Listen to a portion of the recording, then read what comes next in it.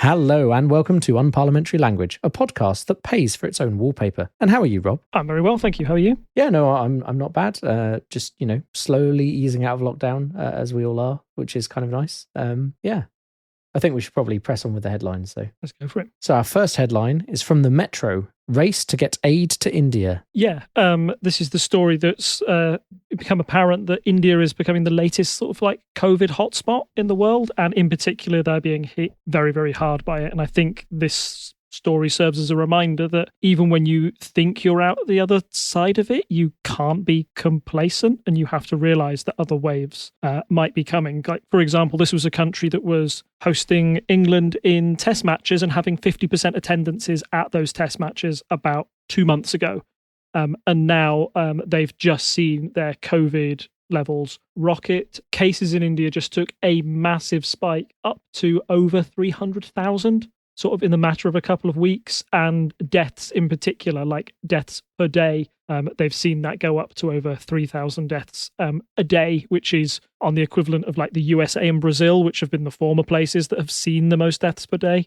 Of course, if you're looking at it from like a countrywide perspective and the amount of population, like India has 1 billion people, you might expect it to have a higher number of deaths a day just because of the sheer amount of people that live there. But the other big thing that's been coming out of there is that you've had hospitals that have been struggling to keep up with oxygen supply, and there were news of like 12 people dying at one hospital in India simply because they couldn't get the oxygen to them quick enough. They were patients that would have lived if they were able to keep on that. Yeah, no, I think that's been the saddest thing to see, is that these people who, with what we now know about COVID, these people should be able to get through, but then there's a lack of supply. And I think also the government has been very much downplaying how bad it is. And there are many problems with the leadership currently in India about on this issue, specifically, like they were encouraging people to go outside, encouraging. There's an election coming up as well, so There was like people mingling for that. But I know that Modi in particular, his popularity is at least going down in those states worse affected by COVID at the moment. Yeah, and I think there's been I haven't been paying as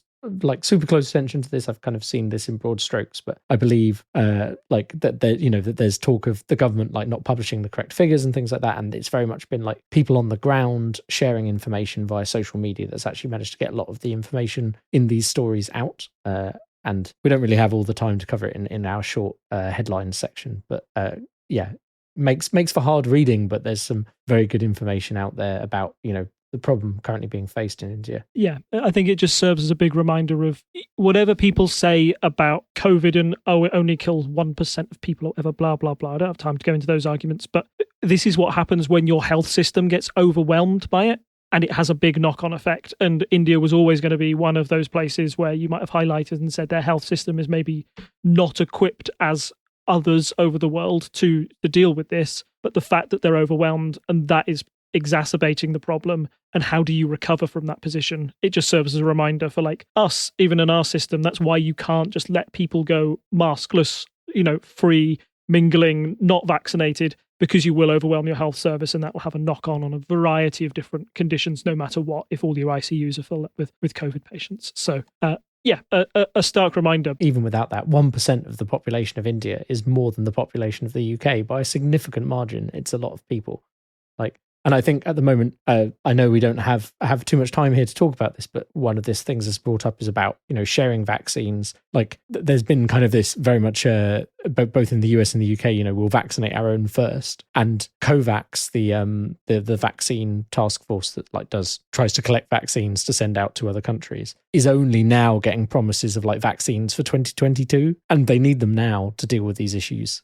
So yeah, I think there needs to be pressure on UK and US governments at least, if not as well the European ones, once they start. Like we've already talked about how the fact there's been problems with getting the vaccine out in the EU. We also, we need to also start thinking about how we're getting vaccines out to other countries, because if you have a large population who get infected, you get a new variant that comes back here, and then it could potentially circumvent the vaccine, and we'd all be back in the same mess we were last year. So it's, the world is interconnected, and you can't just ignore this because it's in another country. Yeah, exactly. And yeah, just thoughts with India at the moment. I know lots of people are going through a very, very tough time there. So yeah, wishing everybody all the best. One more related point on this story before we move on. our contributors who helped give us such excellent episodes on the Indonesian elections have shared a few stories with me about how they have a big religious festival coming up called Lebaran. I hope I've pronounced that properly, but it's based on Eid al-Fitr, which is going to draw people out. And currently there's a lot of people in Indonesia saying we need to think about it. We can't just have this, because their cases are currently low. But if you look over at India, they had the same problem, 2-3 weeks back, where they were like, well, maybe slightly more than that now, but they were saying, oh, it's okay to have weddings and other religious festivals. They had the I can't remember the name of the festival on the Ganges, and so yes, I know the one you mean. Yeah. So like letting people mingle in those ways is not going to work at the moment, especially if you haven't got vaccination rolling out at a high level. So I think we need to keep an eye on it, and I don't think India is going to be alone in this. It's just that India is the one currently experiencing the worst of it. If you can push your leaders wherever you are to try and help with this, I'm sure there are various petitions and other ways going around to try and share things. I know that Boris has said he will send, I think he said he'll send ventilators, but I think, as we said, it's just running out of the basics at the moment. That's the problem. So there needs to be some humanitarian effort. So moving on to our next story, and this dominated the headlines the last for at least a week, from The Independent. Own goal. Yeah, this was suddenly, all of Twitter was talking about football, because this is talk about the European Super League, which is the attempt by 13 clubs, 6 of them English, to try and break away from their current own national leagues and form one European Super League, which would have about 15, we'd have those 13 teams, 2 others, and then 5 other teams could maybe get access to it on a rolling basis if they did super well in their national leagues. And people kicked off about it. They were really unhappy that these big super clubs would try and break away. The main reason behind the anger, I think, was just kind of like the greed behind it. If you don't know, like clubs like Manchester United get a lot of money through TV rights, and we're talking like millions upon millions for just like being in the Premier League. But they felt that if they went to this European Super League, they would get double that money, which when you've got like a pandemic going on, crowds not going to be able to go to the stadiums and even protest this properly, it felt wrong as a football fan to be thinking like, why are you doing this now?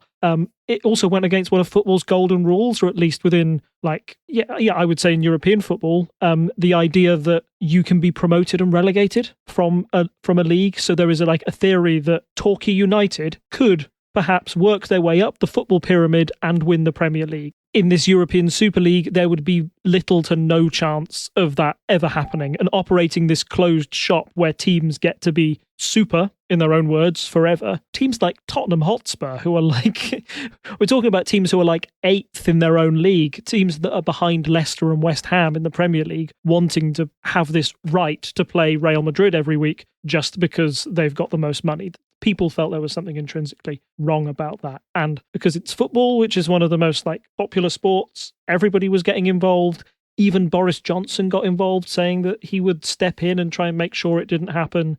And in the end, there was quite the swift climb down. I think it lasted all of about 2 days before English teams started to pull out. And once those teams were gone, it's very hard for the other teams to stick in. I think there were 3 teams still involved: Barcelona, Real Madrid, and Juventus. But I imagine that they can't really have a 3-person league just playing each other all the time.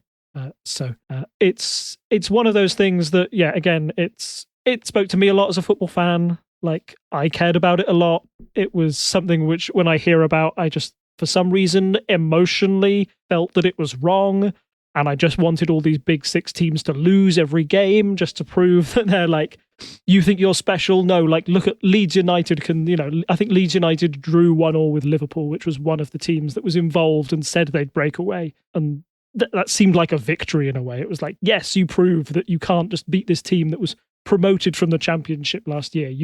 Football seems to be a sport about earning your greatness rather than just putting yourself in a league and just staying there. On a side note, the only place that really doesn't do promotion and relegation tends to be American sport, where you just have franchises that play on a semi-regular basis, but those that finish at the bottom and nothing ever changes. And a lot of these teams that wanted to enter into the European Super League had American owners. So some people think there might be some of like just American owners not seeing the problem with franchise sport. That's what they do at home, and nobody complains there.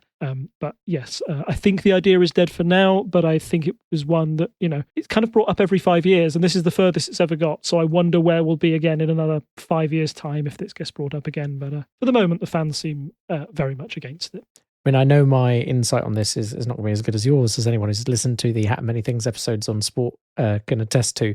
But yeah, no, I think that was one thing that came out of it, was that it's very much how Americans run sport with a lot of their leagues. And I think the other thing, like as you say, yeah, I mean, the idea that you can be relegated and all of this, you made the good point that, money talks. So, Man United has always been up there for a long time, and another team, Man City, and they move around, but they're still in the kind of the top group, and being relegated from the Premier League is, the people who get relegated from the Premier League tend to go down and then they come back up, that tends to be how it is. There's a few teams, but I mean, then you look at something like AFC Wimbledon, which is fans' response to the fact that Wimbledon got sent off to Milton Keynes. The original team was essentially disbanded, and now that team, they didn't get relegated this year, but they were on the up and up for several years, and then they get the investment, and then they can continue to move up, is the idea.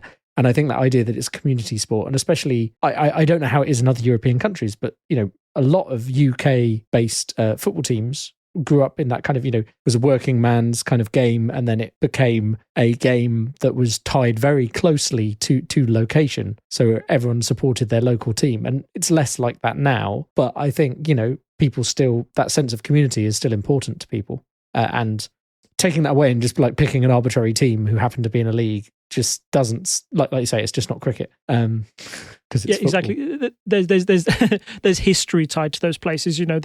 All those clubs are hundreds of years old and have a good heritage. You can't just suddenly like make up a team and call them the South London Reds and say, yeah, everybody from South London, now you support this team. It doesn't feel right in the same way, or doesn't have like all the same emotions behind it. So yeah, I think your reasons are like entirely another reason why it would fail, and why it gets this kind of emotional response from people, because it's something that people have great ties to and family ties to and everything. So yeah, destined to fail, I think. Yeah. So moving on into our main story tonight, we have a few headlines for you. From the Daily Mail: Doms all out war with the PM. From the Metro: Interior resign. And from the Mirror: cash for curtains.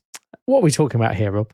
So yeah, this is the other story that has been dominating the papers, and quite rightly so, in my opinion. It's mostly about Boris Johnson, the Conservatives, and this sort of veneer of sleaze that has come over the Conservative Party. Sleaze and the Conservative Party are something that have like had a history together. So the major government, in particular, from 92 to 97. Was something that was riddled with accusations of sleaze, most memorably the Cash for Questions scandal, which was the premise that lobbyists would pay MPs to have a question in PMQs and promote it to the Prime Minister to try and get their cause across in some way. And it was judged like pretty bad form that you could influence somebody in that way to try and get to the Prime Minister. This has come back in a various amount of forms, but just so we can kind of like keep it tight. And when I typed in like, oh, what Conservative scandals have we had recently? We won't be covering the PPE scandal. So that's basically the allegations that the Conservatives gave PPE contracts to friends of Conservatives. And that they're mates, rather than bringing it out to their contracts. We won't be looking over the Jennifer Arcuri affair, which is the American businesswoman who admitted she had an affair with Boris Johnson whilst he was in the process of breaking up from his wife at the time. And equally, whilst she was going out with Boris Johnson in secret, she also got over £100,000 of public money towards her own business venture. But I must point out that Boris Johnson said that there was no wrongdoing, and those two things aren't linked. However, it's not a great look for the Prime Minister. We also won't be covering Greenshill and lobbying, which is another thing that's hit the front pages recently. So that's David Cameron, a former PM working for a Greens Hill group that looked to basically get government contracts and take some money sort of out of the NHS into more of a private healthcare zone. The fact that David Cameron could lobby and not go through official channels, but could basically like try and hit Boris Johnson up on the down low or try and have a sneaky conversation with Rishi Sunak. Those type of things has raised into question, like, hey, is it right for former prime ministers, and is this the right way for the Conservatives to tackle lobbying? That's raised concerns over corruption, but we're not talking about that. And the final one we're not talking about is Robert Jenrick and the housing scandal, which was really a few months back now. But one of the contractors who wanted to build a load of homes, essentially it was revealed that he had it was sending personal messages to Robert Jenrick via text, trying to influence him to release land so his housing development people could buy it and build on it for a fee that was maybe not as much as it should be.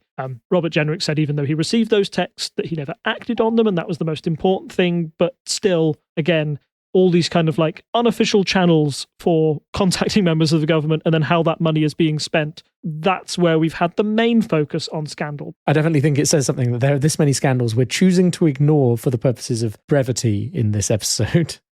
So just keep that in mind. The other thing I want to say, it's kind of funny, given the recent information that Boris Johnson's phone number has just been on the internet for 15 years where anyone could contact it. That people had this kind of special access when actually anyone could have just found his phone number and rung him up and been like, hey, Boris, I really need a PPE contract. But yes, I suppose we should move on to the actual scandals we're going to discuss. Yes. So the main ones and the ones that three ones that came out through this chatty rat scandal, I guess we'd call it. People feel that there is a leak in government and somebody has been feeding the press with certain bits of information. The first one that came out was this quote that Boris Johnson apparently said whilst talking about the possibility of having a lockdown last October. What he is meant to have said, what he is alleged to have said, is that he would rather let the bodies pile high in their thousands than have another lockdown again, which is quite the turn of phrase if he used it, and one that has clearly sparked a lot of emotion within people, particularly those who lost friends and loved ones to the terrible disease. Now, it's worth pointing out immediately that Boris Johnson has denied that he said it, and this is very much a case of, he said, she said, I guess, with two opposing sides, both trying to say that, one person said one thing, but there being very little proof that Boris Johnson said it. But the fact that a major newspaper, in this case the Mail, felt that their sources were credible enough to run with this headline says something for the validity of it. It's not just Westminster gossip. And I think this is one that really goes to try and attack the character of Johnson, particularly when he has, within those COVID briefings to the nation, has been a big promoter of lockdown.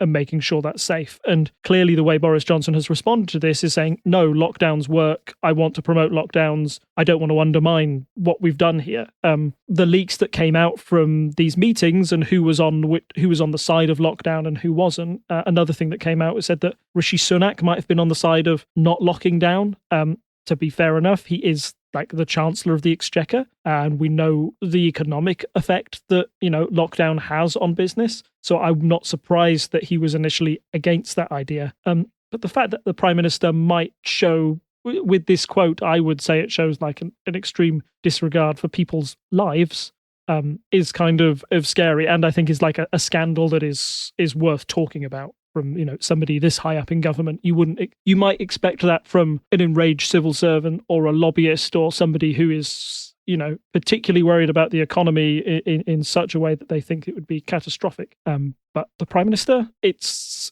certainly a poor choice of phrase, I would say. Even if it was meant to be an off the cuff remark or whatever, it's just not a phrase I would ever say in the context of having a discussion about lockdown. And I think that's why people are talking about it so much. Yeah, and I think it's one of those he had definitely supporters of Boris Johnson, part of his they think part of his charm, I think, is the way he kind of deals with questions, and he can be a bit rambly and off topic. That's not a rambly thing to say. That's very much saying the wrong thing.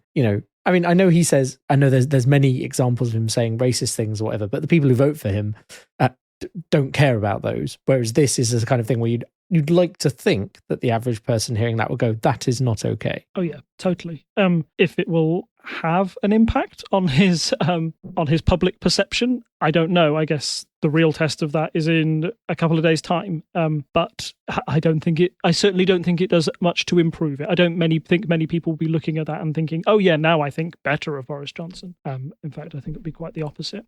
So moving on, we've got the next scandal I'd like to talk about. Yep.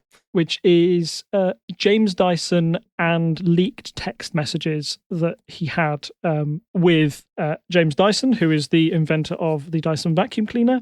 This was during the pandemic, and he was trying to negotiate James Dyson to produce ventilators to get us through, because particularly at the start, there was a big worry that we would be behind on ventilator production. We would need a lot of them if the NHS got overwhelmed.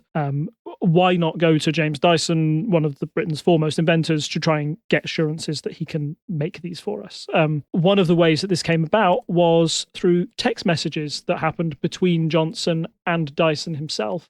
So the text exchange, James Dyson said, "We are ready, but nobody seems to want us to proceed, sadly." Boris Johnson says, "I will fix it tomorrow. We need you. It looks fantastic." Rishi says it's fixed. "We need you here. Thanks. I will give the ventilator our all." And then he says, "I'm afraid that we need a response to our letter below from Rishi, please. We really need Rishi to answer the letter we sent now or make our position clear.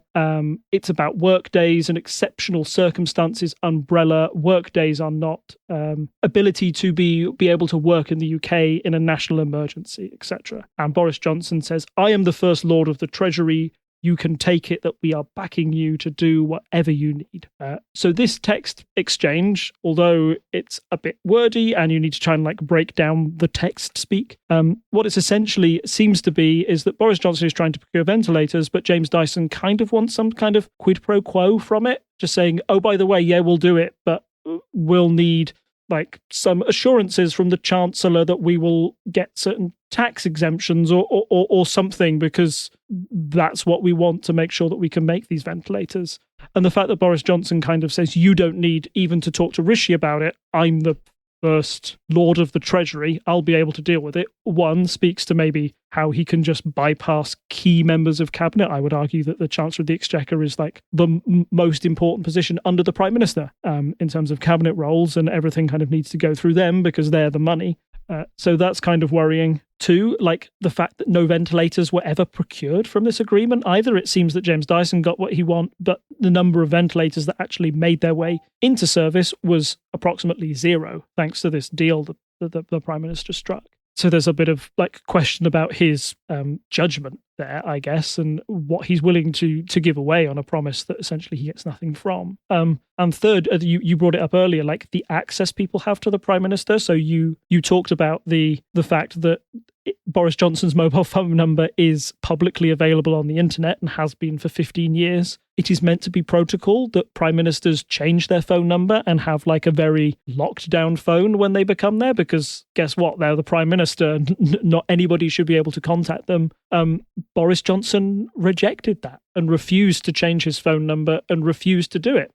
So who knows who might be having those private contacts and those, it feels like a potential security breach in a way, that somebody could just try and influence the Prime Minister on a whim on a contact through WhatsApp, for example. It sounds bizarre. A dodgy message being "Hey, Bojo, we know where you live." And I just hey, we can help sort out this problem for X amount of money. Hey, if you give our side, if you start talking about this, then that would be great for this business in the UK. Why don't you do that? We'll make it worth your while. That kind of stuff leads itself it's open to corruption. And I think that's the big problem, isn't it? It's just this is a potential way that a prime minister could be corrupted. And by the way, the prime minister is Boris Johnson. Do you trust him to not be corrupted? Do you trust him in that sense to have that forethought and that judgment not to be swayed in those ways? Personally, I'm not sure. And this scandal does bring up a lot of questions about the prime minister's credibility, his ability to lead, his trustworthiness as a prime minister, I feel. And again, in the next scandal we're going to talk about, I feel that feeling, it only gets worse, that you feel that this is a prime minister who is maybe not as transparent about his dealings as he first appears. Yeah. So these two we've discussed so far, while they did make the headlines, I mean, I feel like they were completely brushed away. Like certain things captured the zeitgeist more than others, and you'd think that horrible quote about bodies piling high would be up there. And I feel like the thing that's very much caught traction and stayed in the news and therefore become the bigger scandal is what we're about to talk about, which is apparently the Prime Minister is supposed to get £30,000, I believe it's a year, for upkeep of the Prime Minister's flat. But he and Carrie Symonds spent a lot more than that, is the claim. And a lot of that went on very expensive wallpaper. So can you tell us a bit more about that, Rob? Yes. This is the cash for curtains scandal, as it's been called. The redesign of number 11 Downing Street and who paid for it is the big scandal that is kind of rocking Boris Johnson's government at the moment. So, as you said, he gets a grant of about 30 grand, but there has been speculation that he spent about £200,000 to renovate number 11 Downing Street, allegedly because Carrie Symonds wanted to and suggested that the flat they had inherited from Mr. Johnson's predecessor, Theresa May, was a John Lewis furniture nightmare.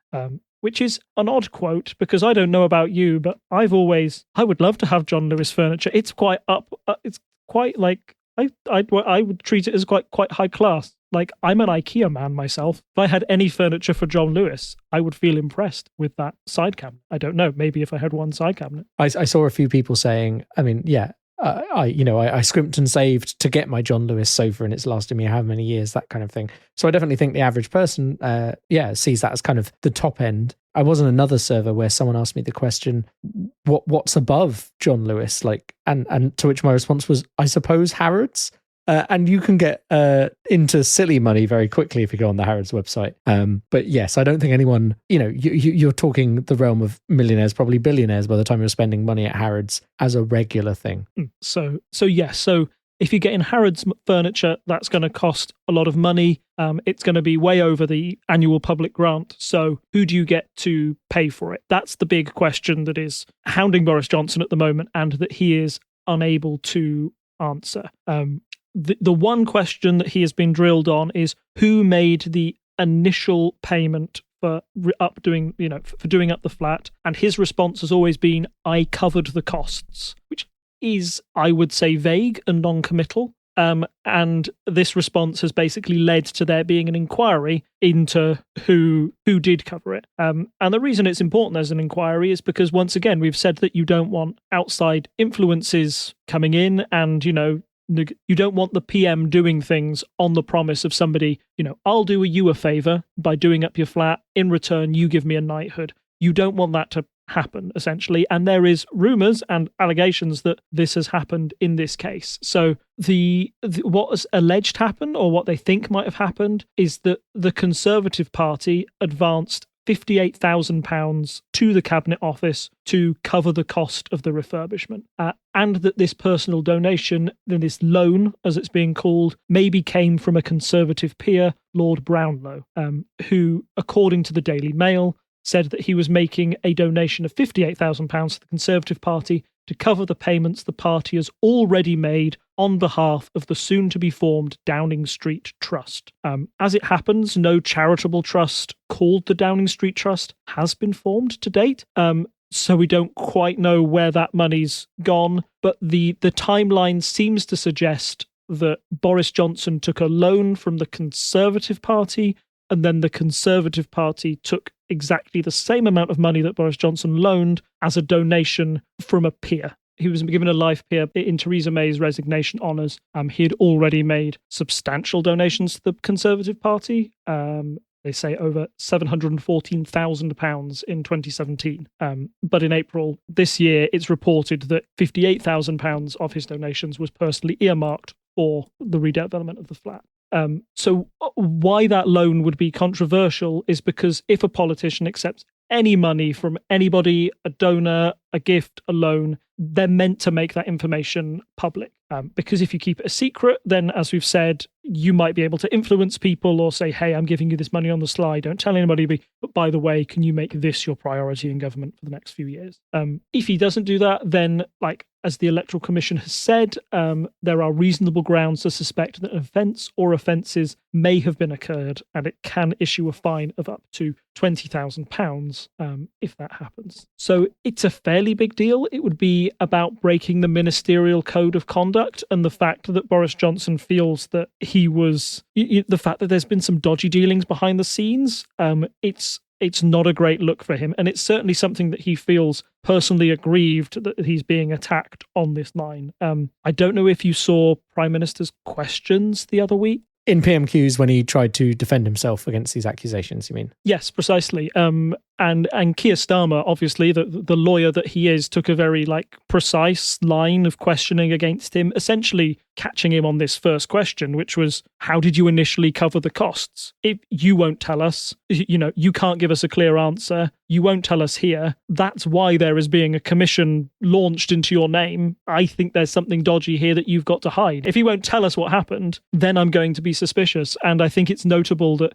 in that PMQs in particular, it was just like somebody was turning up the heat, and Johnson got angrier and angrier until his final speech to the Commons is more of a rant with some really angry pointing and shouting into the microphone. If you get a chance to, it's very easy with those things to skip to the end and just watch the 5-minute rant at the end. But if you can find the clips on YouTube, I do suggest watching the whole 15 minutes of it, because it is just it's the slow crank of pressure up and seeing Johnson get more rattled that really makes you feel that this scandal has some legs to it, particularly if Johnson is getting that kind of reaction from it. So Johnson's rattled by it. You've also got the reaction of the various Conservative Party members who have to go on TV and talk about this thing, because clearly you will get questions from people like Laura Kuenssberg who say to Matt Hancock, if a minister breaks your code of conduct, should he resign? And Matt Hancock refusing to answer that question. Basically, he said he refused to answer it because it was in a coronavirus press conference and it wasn't relevant to what they were talking about that day. But clearly, if you can't answer that question on a point of principle, that's worrying, because surely the rules are there for a reason. You shouldn't break the rules. Why should Boris Johnson be above it?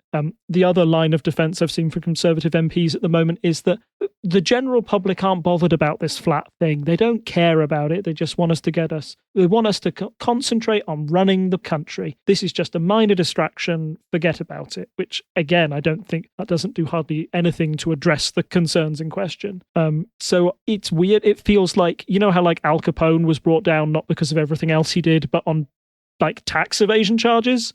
I feel like after all the list of scandals I've listed before that, it would be really weird if this is the thing that takes Johnson down. But it's possible, and it's the most likely one at the moment because of this commission into how he acted. Now, the one big sort of counterpoint to all that, or the one thing that could scupper this thing taking Johnson down, is essentially Johnson himself will be the ultimate arbiter of if somebody breaks the ministerial code or not. To take you back to what happened with Priti Patel and bullying, when we talked about that scandal earlier on this year, an independent commission essentially ruled that Priti Patel had been a bully. Johnson looked at that, said that, no, I think this independent commission is wrong, and Priti didn't break the ministerial code and she can stay. And as a result of that, the leader of that commission basically resigned because he felt that his information wasn't being listened to in a correct way. I find it very unlikely that Johnson will find himself guilty and remove it if he is the ultimate arbiter of the ministerial code. He'll probably just say, oh, it's fine, and move on. But if he does, and if it does come to that, I think that's the main point about this whole thing, that if that commission comes out and says that Boris Johnson definitely did something wrong and broke the ministerial code, protocol dictates that that person should resign. If he doesn't resign and he just decides to move on and dismiss the findings of that independent commission, then that's a real worry for how governments can act with these sort of things in the future. Because ultimately, he might decide that if his opinion polls ratings aren't taking that much of a hit over this, he can do what he wants. But I do think that sets a dangerous precedent for previous governments. I always think in these situations, you've got to try and put yourself in the other shoes. Conservatives got to think, if Jeremy Corbyn had won the last election and he was doing those sort of things, would you be happy about that going on? Would you be happy about that leader doing those things, or would you want them removed? You've got to have that consistency in how your ministers and prime ministers act, because if they feel free, like they want to just break the rules, then who knows what they could get away with next. Yeah. And I think just one thing to add, you said that the head of that commission, the civil servant, resigned over the Priti Patel things. That position has yet to be filled, is my understanding. Oh, wow. Okay. So that's why Boris can say he's like, I think technically Boris already had the right to ignore, but also that no one has filled that as a civil service position since he I can't remember the name of the guy left. So yeah, it's like a double whammy where it just kind of goes straight to Boris, and the fact that he's kind of come out and said that is kind of very blatant, and it's like very telling. I feel that like he feels he can just get away with whatever. And as we've said before, many scandals that would have brought down other governments in the past. So yeah, I don't know really where that leaves us. It's kind of just it's kind of watch this space and see how much the polls take a hit, I guess, because if he does it and the polls take a dive, then that will start to worry him, and the Conservative Party will start to worry, and then they might start to see Boris as an electoral liability rather than somebody who can win them big majorities in elections. It's kind of going back to that Donald Trump thing. Boris certainly has a base, but how low does that base go? And when he's a liability, the Conservative Party should get rid of him rather than sticking with him, I think, they want to survive. But yes, I guess talking of elections and public opinion polls, I was about to say it's probably time to have a quick look at the polls. So for people who aren't aware, there are multiple elections happening on Thursday, which is possibly I imagine this podcast will be going out on Thursday at the current rate. So you'll be able to tell us the next day how well the predictions went from the polls. But yes, there are local elections. We've already discussed that there's a London mayoral election. There are other mayoral elections, I believe. I think, do you have a mayoral election? Is that correct, out in the southwest? We do, for the Greater Western Area election or whatever it's called. Yeah, there's a number of local elections. So we have the Greater London Assembly to elect locally. I think there are councillors in other places all over the country. There is also up in Scotland, we've got the Scottish elections happening, and there's also the Senedd elections going on in Wales. So there's a lot of elections happening. So yeah, let's have a look at those polls. I think the first thing to discuss is, we just talked about the Conservatives coming down in the polls a bit after these scandals. Conservatives have dropped 2 percentage points since like April 14th. So as those scandals were coming out, they have been having an effect, and Labour has jumped up. Everyone else is kind of flat. So it very much shows that it's a swing between the two main parties in England. So that's interesting, but will it be enough of a difference for, because there's some polls coming out, like I think there's that by-election that everyone's been watching. It came out, and the poll that came out was like 50% Conservative, 30-something% Labour, which does not look good for Keir Starmer, following on from our last episode. But the overall polling intention looks like a good improvement for him over the last few weeks. But will it be enough by Thursday to actually clinch those important elections? Yeah, so I guess I'll use this as a platform for my prediction for Thursday. I think that, yeah, those scandals have hit the Conservatives, but maybe not as hard as people have thought. I think it's a weird time for those. I think, again, if politics was normal and coronavirus wasn't a thing, then they might have dipped more. But with this vaccine rollout and people wanting to get back to normal, I feel that that's what's given Johnson a boost and is what will continue to boost him, at least in the short term. If he can outlive that, that will be an interesting thing to see. That Hartlepool by-election on the surface doesn't look very good for Labour, and clearly losing that when they won it back in 2019, that would be a big blow. Like, a weird thing about that constituency in 2019, though, I think it's worth pointing out, is that you had a lot of people voting for the Brexit Party, and that kind of split the vote enough in that Hartlepool constituency to get Labour over the finish line there. But if all the people who voted for the Brexit Party now voted for Conservatives, then the Conservatives should win that seat, if you get what I mean. So if that's the result, that might show a really interesting long-term shift from those red wall seats to Conservatives. But equally, when we look at the London mayoral election, which Sadiq Khan is predicted to win like at a canter, we don't talk much about the Conservatives' problems in London. And how they used to be big contenders in there, and now it seems very much like a Labour stronghold throughout, particularly if the Khan election is, if Khan gets re-elected with a handsome majority. And we've talked in the past about how weak the Sean Bailey candidacy is, particularly for London Mayor. So we are seeing different splits emerge in politics. The split between sort of like the cities of of London and Manchester, all those like old Labour hotspots, I think they're only getting more Labour, but the countryside and those ones up in the north are getting more Conservative. And are we seeing like a more long-term withdrawal of how politics works in this country? That would be very interesting to see. I don't think people would expect, I think, and you'll see those on the left criticise Keir Starmer after the results of these councils, because I don't think he's going to make big ingrained, don't think he's going to make big jumps into Conservative leads anywhere. But they did come off quite the election loss in 2019 and haven't really had that many opportunities to rebuild after that in what has been, as we've mentioned for the past year, an odd time in British politics. So yeah, we'll wait and see, and I'll be really interested to talk about those results with you. But I think that it'll be a fairly good night for the Conservatives, or they'll certainly be able to spin it as a good night for the Conservatives, and maybe a less good one for the Labour Party. It's definitely interesting watching. You often see these big gaps in the polls, and then as an election comes up, things narrow. And I think, well, we've only got a few more minutes now. I'm just going to quickly whip through the other elections. So Scotland, the SNP had a very clear lead earlier on, and it's just come down a bit. And Conservatives and Labour has jumped up nearer the Conservatives. So I think everyone's pretty clear that the SNP will still win that election. But the question is whether there will be a majority for a second referendum, i.e. in a big enough majority of just the SNP. And I think people are now starting to question whether they'll have enough votes for that.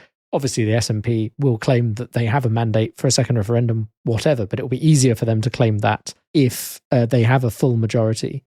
So I think it's interesting to see, again, as election day closes on us, Conservatives and Labour jumping up there, and the SNP coming down. So those are the anti-independence parties versus the independence parties, essentially. And a little bit of an uptick in Lib Dems, but probably not enough to matter overall, like 1% increase. And then the other thing to look at, as we said, and similarly, as election day closes, No has overtaken for second independence referendum, which it's always interesting to see how the polls close when the reality of voting gets closer. And then the other thing is the Welsh Assembly. So looking at that, basically the current polling suggests with UKIP gone and the Brexit Party not going to win anything, the percentages are kind of readjusting, and that a lot of that is going towards the Conservatives, which is not surprising. If UKIP goes from 12% of the vote to 0%, that's going to go to the Conservatives. And then it looks like Labour is still going to be in charge, but Labour, Conservative and Plaid Cymru are going to get more seats, is the current prediction, which I think would put a hung parliament in Wales because Labour needs 31 seats for a majority, and it's suggesting they're going to end up with a net -1, actually. Despite the change in percentage, it's mostly going to go to the Conservatives. But we'll have to keep an eye on it. One last thing to mention as we're talking about polls. Interesting polls abound at the moment because we have polls for voting that's happening this week. Then if you look over in Germany, we have polls about what might happen with the German election, because we know that Angela Merkel is going to step down, and the CDU, which is there's currently a coalition with the CDU as the main partner, and they've handled certain parts of the pandemic a bit poorly, especially this year. And it's interesting to see polling coming out with the Green Party in the lead over in Germany. And obviously their Green Party has always been more powerful than ours because they have a proportional representation voting system over there. Parties like the Green Party have been able to slowly gain traction and get bigger. But it's interesting to see that the Green Party could potentially win the majority of votes, even if it doesn't have the big enough majority to form a government in Germany. So eyes on that election when that happens as well. But still, that would be a big end in German history, wouldn't it? If the CDU gets power shifted away from them, and particularly the end of Merkel, it will certainly be the end of an era. So yeah, worth keeping an eye on. Anna, that was our kind of brief, slightly briefer than normal episode, as I have to shoot off. But thank you for joining me as always, Rob. That's all right, no problem.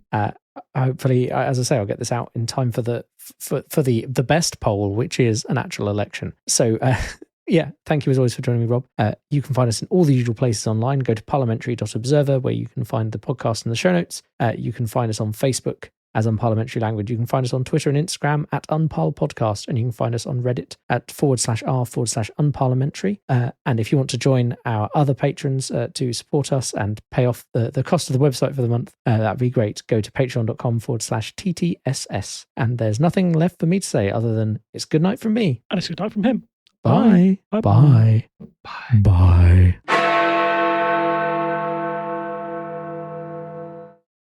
Hi, have you ever wondered what would happen if you took the schoolyard conversation of which one of my favourite fictional characters would win in a fight? Well, wonder no more. Join me, Chris, and my co-host Matt every other Sunday for Mish Mash Mayhem, and you can find out.